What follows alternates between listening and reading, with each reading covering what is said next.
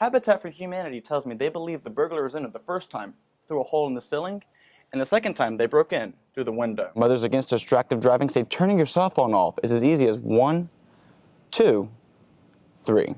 Scott tells me this window right here is the one he broke in order to get the 15 people out of the gym. When crooks enter your home, they're not just looking for those big ticket items like cell phones, TVs, computers. They're looking for these: prescription drugs. Residents tell me after 4 weeks, they're glad to say the water is back on. The waters behind me now have 5,000 rainbow trout. City officials tell me this is added recreation for Blackfoot. Anthony Pinoso tells me 35 signs just like this one right here have been uprooted in the past 6 days. Deanne, the heart attack isn't the reason Frank Angley's daughter contacted us. It's the fact he was robbed while having that heart attack.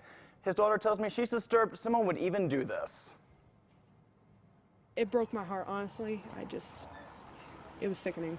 Kelsey Angley is still trying to wrap her mind around the idea that her dad was robbed while having a heart attack Friday afternoon. I really didn't think, especially in a small town, that this could happen. Maybe New York, Detroit, somewhere else, but I mean, really, Pocatello? Pocatello, indeed, right in his driveway. He was completely on the ground, completely helpless. This isn't the first heart attack Frank Angley has experienced, but according to Kelsey, he's never been brought to his knees and couldn't talk, couldn't move, couldn't defend himself. That's never happened before. Kelsey says her dad had just cashed his paycheck and put the money in his wallet. Picked his wallet out of his pocket and stole his money and then tossed his wallet aside into the car. Corey Thornley is Frank's best friend. When I first got here, I thought Frank was actually working on his car until I got out of my vehicle and seen the color in his face, and I realized there was something wrong. He was also the first person to help Frank, so I had him explain Friday afternoon's scene. Frank was kneeling down on the ground, facing towards the road, and I had to pick him up, and I shut his door, and I put him in the Tahoe. Then he took Frank to the hospital. It's kind of heartbreaking. You see a fellow man laying there on the ground and can't even help him. Let him sit there to die. Kelsey says this whole situation could have gone a lot differently. You had the opportunity to save his life, and as far as you knew, he was going to die. He was dead. So someone just thought, oh, he's going to die anyway, so I'm going to pick his pockets. Kelsey's family does tell me they have seen community support come in since the incident, and the family has set up a GoFundMe account to help pay for Frank's medical bills. You can find a link on our website at kpvi.com. Senator Rubio spoke to employees at Melaleuca on a variety of topics Wednesday morning, from improving the economy through global competitiveness to increasing technical jobs.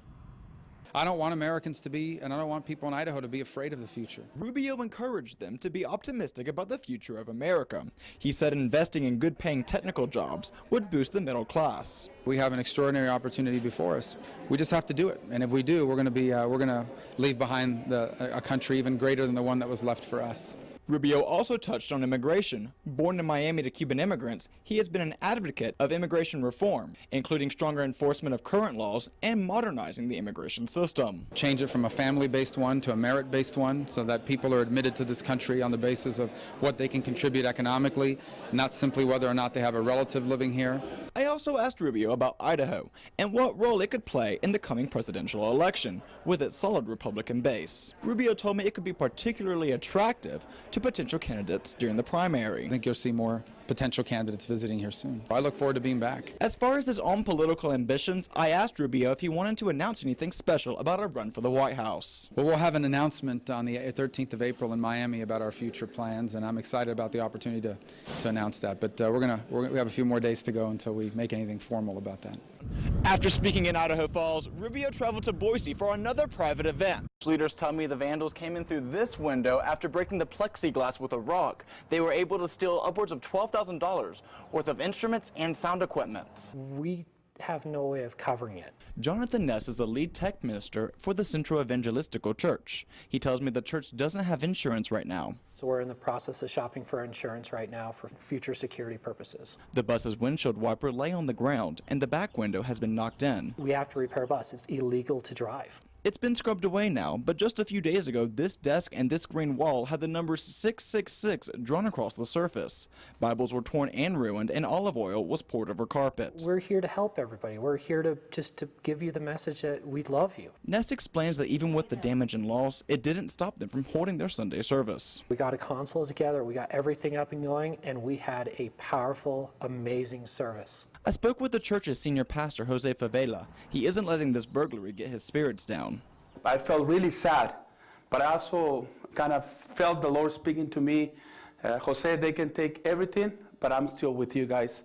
And a sense of relief came over me. Favela tells me he's already forgiven the people responsible. We feel sad about what they did, but I just tell them that God loves them and that God has a purpose for them. The material things that they took, they can be replaced. The church plans to seal and secure all ground level windows to improve security. I spoke with one Afton native who tells me Apostle Moses Thatcher foresaw a temple in Star Valley where it is now planned to be built. He tells me this is prophecy coming true.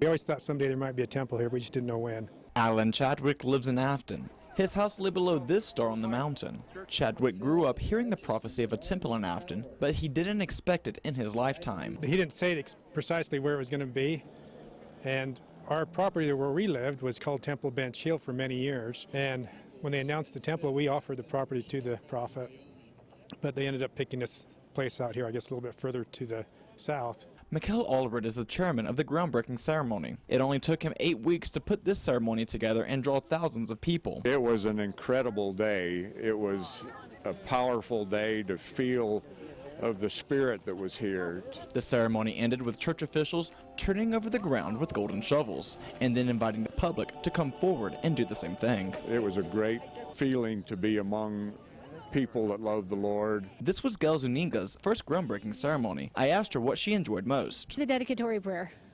It was beautiful, you could feel the spirit, and it was very nice. Randy Binglen traveled from Lava Hot Springs to watch the dedication. The temples that really bind our faith together is having these edifices to come worship and bind families together forever and connect us to our ancestors, and so it's just a good feeling here. And the faith of one little 4-year-old brought her family from Green River, Wyoming to experience the groundbreaking. What was your favorite part? Hearing the prayers, because Heavenly Father hears them every time. Construction crews will start this Monday, and the hope is to have everything finished by spring 2017.